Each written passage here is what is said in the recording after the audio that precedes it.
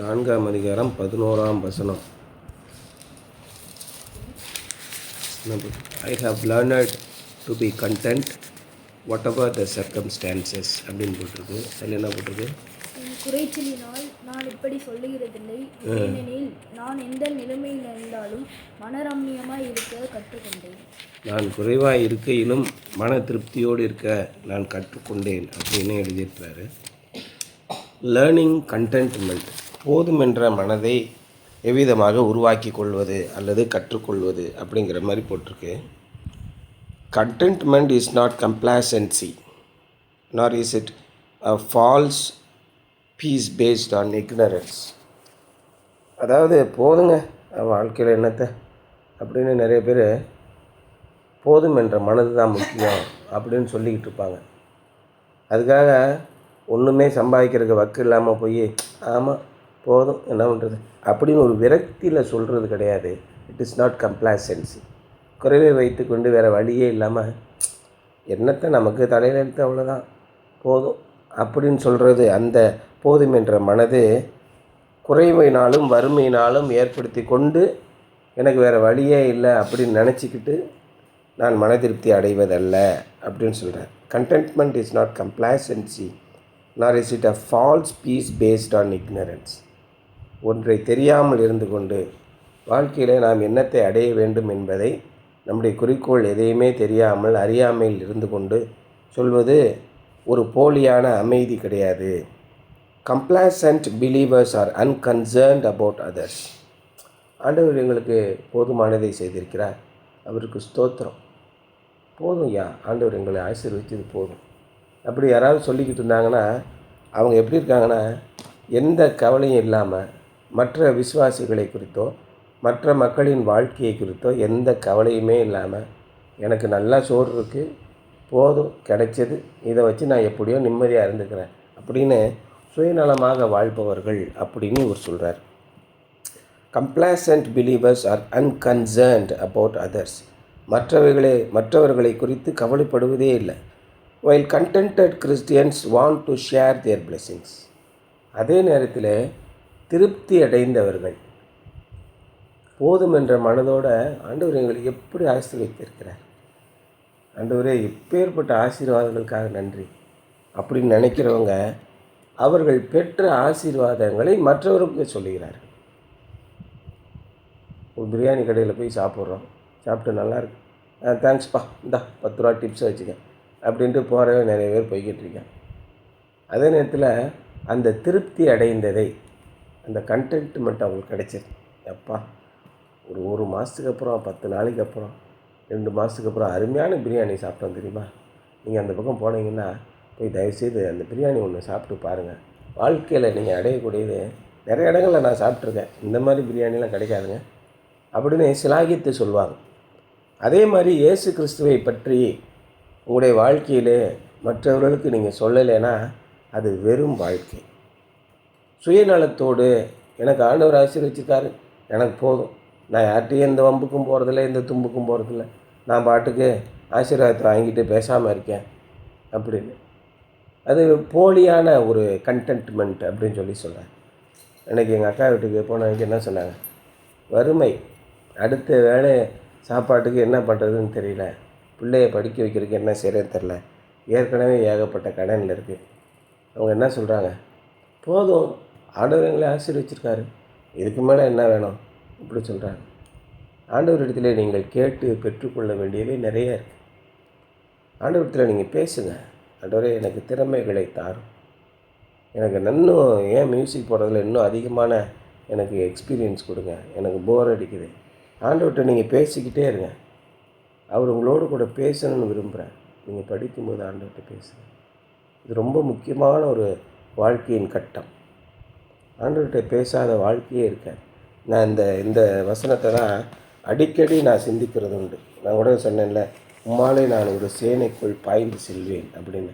இந்த 18ஆம் சங்கீதம் ரொம்ப அருமையாக இருக்கும். 29ஆம் வசனம் பாருங்க, உம்மாலே நான் ஒரு சேனைக்குள் பாய்ந்து செல்வேன், என் தேவனாலே ஒரு மதிலை தாண்டுவேன். அதில் இந்த 19ஆம் வசனம் எனக்கு ரொம்ப பல ஆண்டுகளாக நான் படிக்கிற வசனம். 19ஆம் வசனம் 17ஆம் வசனம் நினைக்கிறேன். அவர் என் மீது பாசமாக இருக்கிறார், அதனால் என்னை காப்பாற்றி விட்டார் அப்படின்னு இருக்கும். 19ஆம் வசனம், அவர் என்மேல் பிரியமாக இருந்தபடியால் என்னை தப்புவித்தார், என்னை காப்பாற்றி விட்டார் அப்படின்னு இருக்கும். நான் இது என்னுடைய வாழ்க்கையில் அநேக இடங்களில் உணர்ந்திருக்கேன். இக்கட்டான சூழ்நிலையில் தனி கிரேஸ் கிடைக்கும். ஒரு ஸ்பெஷலாக இந்த அவனை மட்டும் விட்டுங்கடா அப்படின்னு சொல்லுவாங்க பாருங்க, அந்த மாதிரி ஒரு ஃபேவர் கிடைக்கும். நீங்கள் ஆண்டவரோடு பேசிக்கிட்டு இருந்தீங்கன்னா ஆண்டவருக்கு பிரியமான ஒரு வாழ்க்கை வாழுங்க. அவருக்கு பிடிச்ச மாதிரி இருந்தால் அவர் உங்களோடு கூட இருப்பார். இறைவன் உங்களுக்கு துணை இருந்தால் அவரை வைத்து நீங்கள் பெரிய ஆர்மியை கூட கடந்து போயிடுவீங்க. அதான் ஒரு சேனைக்குள் பாய்ந்து செல்வீங்க. இறைவனோட துணையோடு, இறைவனின் துணை இல்லாத வாழ்க்கையில் நீங்கள் அந்த மாதிரி வாழக்கூடாது. அப்போ இறைவனை பற்றி உங்களுடைய வாழ்க்கையில் நீங்கள் அனுபவித்ததை மற்றவர்களிடம் பகிர்ந்து கொள்ளவில்லை என்றால் என்ன விதமான வாழ்க்கை அது அப்படின்னு கேட்குறாரு. Complacent believers are not concerned or unconcerned about others, while contented Christians want to share their blessings. Contentment is not escape from the battle, but rather an abiding peace and confidence in the midst of the battle. Contentment அப்படின்னு போதும் என்ற மனநிலை வந்த உடனே நம்ம எதுக்கு எந்த வம்புக்கும் போய்கிட்டு அப்படின்னு தப்பித்து ஓடுவதல்ல. அதை விட எவ்வளோ பெரிய பிரச்சனைகளுடைய வாழ்க்கையில் வந்தாலும் என் ஆண்டவர் என்னோடு கூட இருக்கிறார், நான் எதை கேட்டாலும் எனக்கு செய்வதற்கு அவர் இருக்கிறார், அந்த திருப்தியான ஒரு மனநிலை, அபைடிங் பீஸ் அண்ட் கான்ஃபிடென்ஸ், ஆண்டவர் நம்மோடு கூட இருக்கிறார் என்ற திட நம்பிக்கை நமக்கு வேணும் அப்படின்னு சொல்லி சொல்கிறார். 2 words in Philippians 4:11 are vitally important: learned and content. கற்றுக்கொண்டேன், அதோட என்ன சொல்கிறாரு, அந்த வசனத்தில் என்ன சொல்கிறார், நான் திருப்தியாக இருக்க கற்றுக்கொண்டேன், குறைவிலும் என்னுடைய குறைவிலும் நான் திருப்தியாக இருக்க கற்றுக்கொண்டேன் அப்படின்னு சொல்லி சொல்கிறாரா. அதை எடுத்து பாருங்கள். 2 verb learned means learned by experience. The verb learned means learned by experience. Paul's spiritual contentment was not something he had immediately after he was saved. அதாவது பவுல் இதில் என்ன சொல்கிறாரு பிலிப்பியரில், அதாவது குறைச்சலிலும் நான் ஏனெனில் நான் எந்த நிலைமையில் இருந்தாலும் மன ரம்மியமாய் மன திருப்தியாக இருக்க நான் கற்றுக்கொண்டேன் அப்படிங்கிறேன். பவுல் அங்கே தமஸ்கு பட்டணத்துக்கு போகும் வழியிலே இறைவனை சந்திக்கிறார், இயேசு கிறிஸ்துவை சந்திக்கிறார் இல்லையா.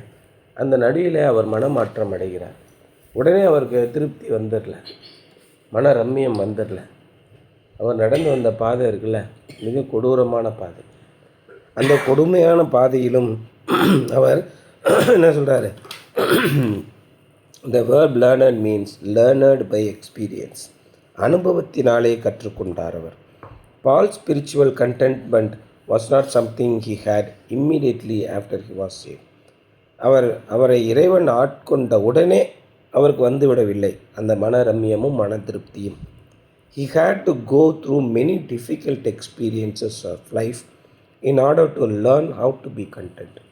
மன திருப்தியோடு இருந்து கொள்வது, மன நம்பிக்கையோடு ரம்மியமாக இருந்து கொள்வது எப்படி என்பதை பல்வேறு கடினமான அனுபவங்களின் வழியாக அவர் கற்றுக்கொண்டார். The word content actually means contained. அப்படின்னா இந்த மன ரம்மியம் அல்லது மன திருப்தி அல்லது போதும் என்ற மனநிலை என்பது உள்ளபடி எல்லாவற்றையும் எல்லாமும் எனக்கு இருக்கிறது என்ற எண்ணம்னு சொல்கிறார்.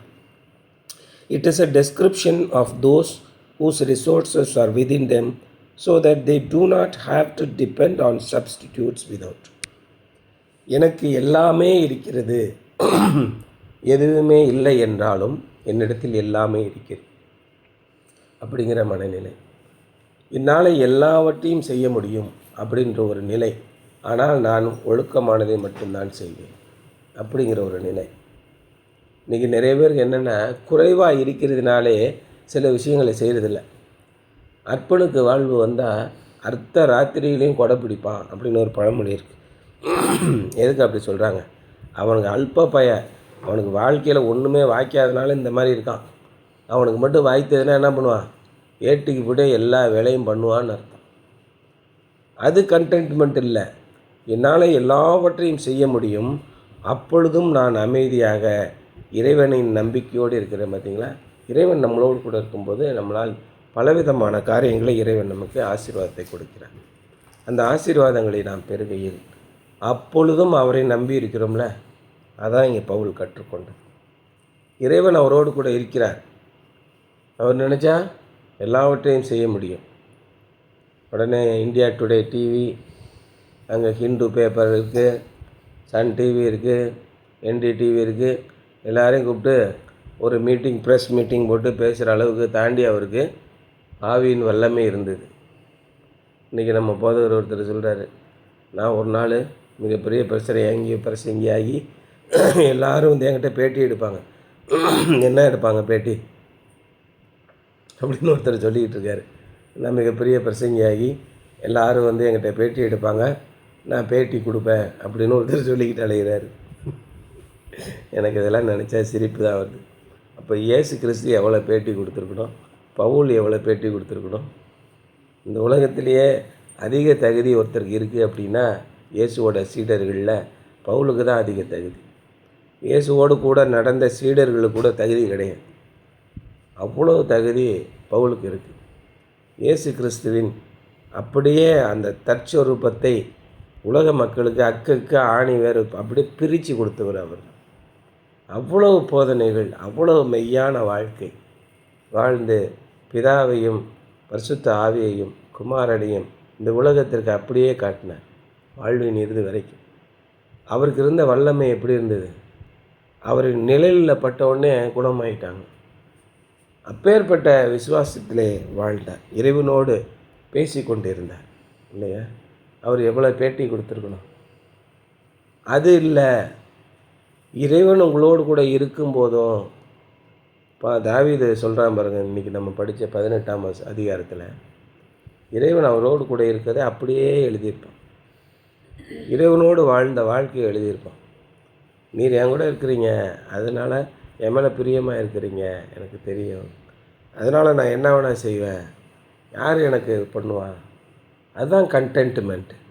என்னால் எல்லாவற்றையும் செய்ய முடியும், நீங்கள் சொல்லுங்கள், நான் என்ன செய்யணும்னு சொல்லுங்கள், நான் எல்லாம் செய்கிறேன், நீங்கள் சொல்லுங்கள். இறைவனோடு நீங்கள் இருப்பது தான். The content actually means contained. எல்லாமே உங்களுக்கு இருக்குது. சகலமும் அவர் மூலமாயும் அவருக்காகவும் உண்டாக்கப்பட்டிருக்கிறது. அந்த திட நம்பிக்கை உங்களுக்கு வரணும். அது எப்படி வரும் அப்படின்னா, வேத வசனங்களை நீங்கள் படிக்கணும். தினமும் 10 வசனங்களை நீங்கள் படிங்க தனிப்பட்ட முறை. வேலை உனக்கு கை கூட, அந்த சத்திய வேதன் கருணை மன்றாடு, காலை எழுந்து தனி ஜெபம் பண்ணு, கண்ணீரால் தனி ஜெபம், அதில் இருக்குமே ஒரு பாட்டு, தனி ஜெபம் பண்ணு, காலமே தேவனை தேடு,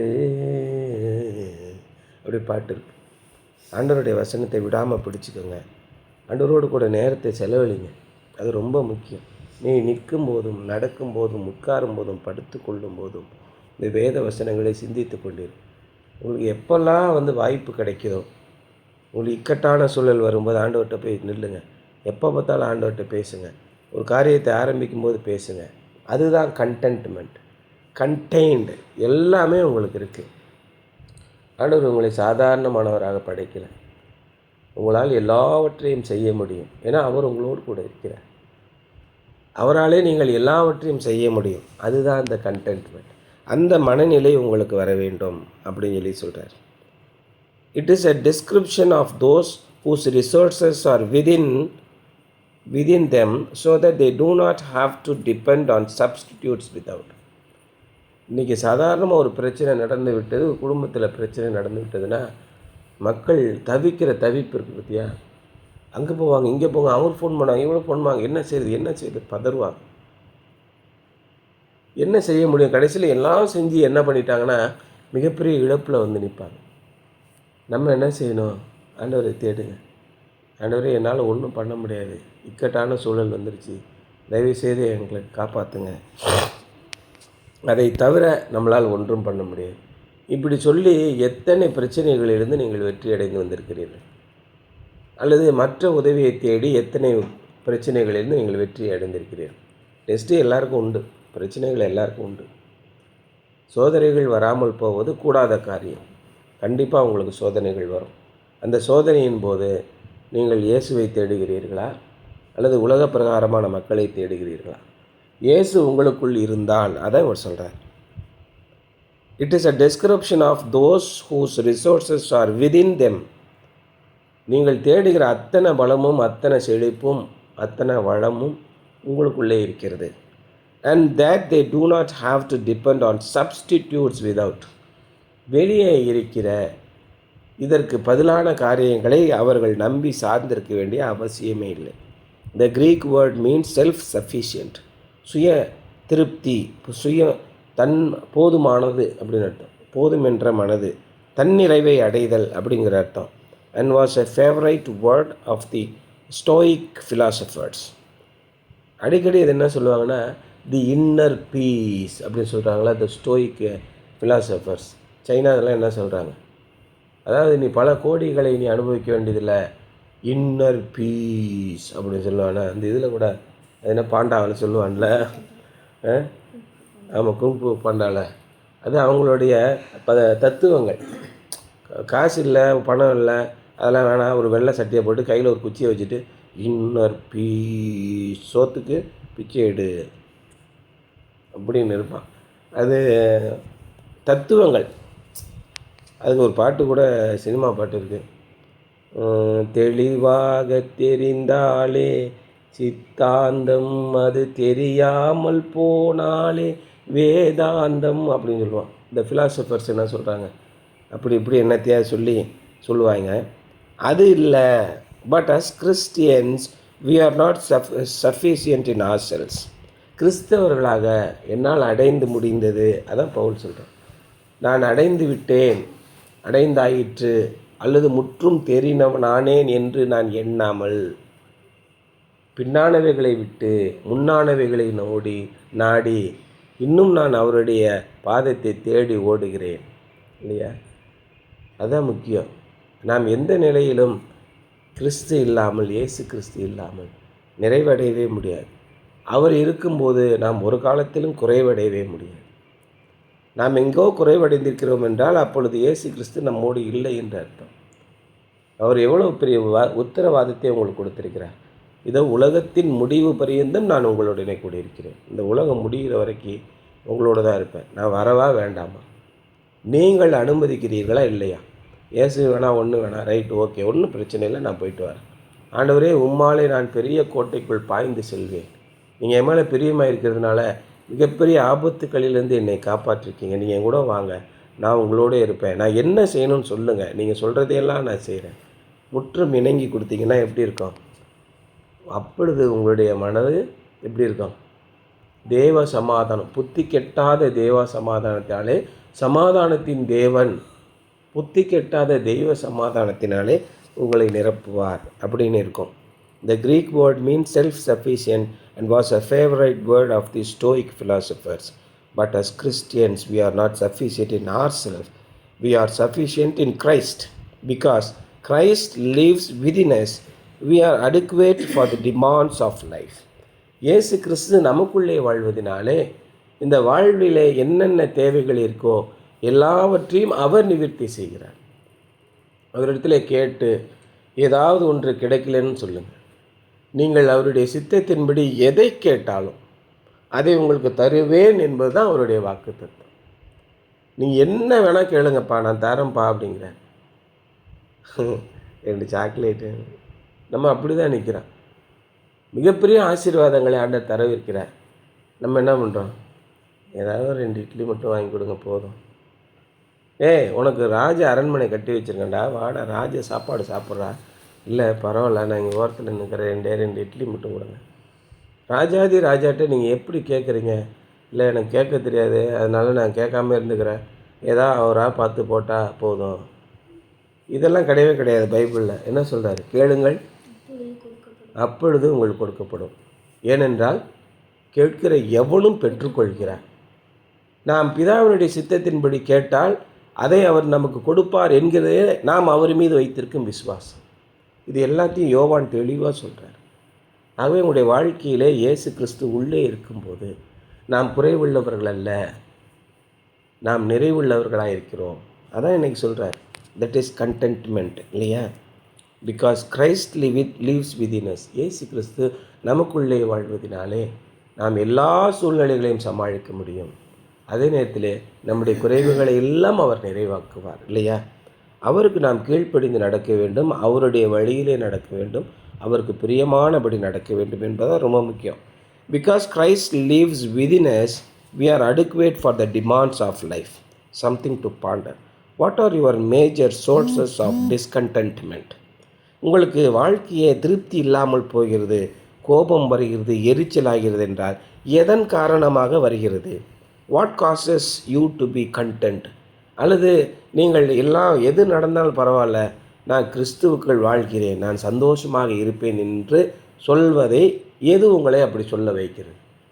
நீங்கள் எந்த நிலையிலே இருக்கிறீர்கள்? 2 நிலை இருக்கிறது. கிடைக்கிற பிரச்சனைகள்லாம் மாட்டிக்கிட்டு சிக்கல் வாத்தி சின்ன பின்னமாக போய்கிட்டு இருக்கீங்களா? இல்லை, ஆண்டவர் என்னோடு கூட இருக்கிறார், இப்பொழுது சோதனை வந்தாலும் நான் வெற்றியிலே அவரை பார்ப்பேன் அப்படின்னு இருக்கிறீங்களா? இது 2 தான் ரொம்ப முக்கியம். ஆகவே நம்முடைய மனநிலை எப்படி இருக்கணும்? திருப்தி அடைந்திருக்க வேண்டும் என்பது தான் இன்றைய சிந்தனை. சரியா?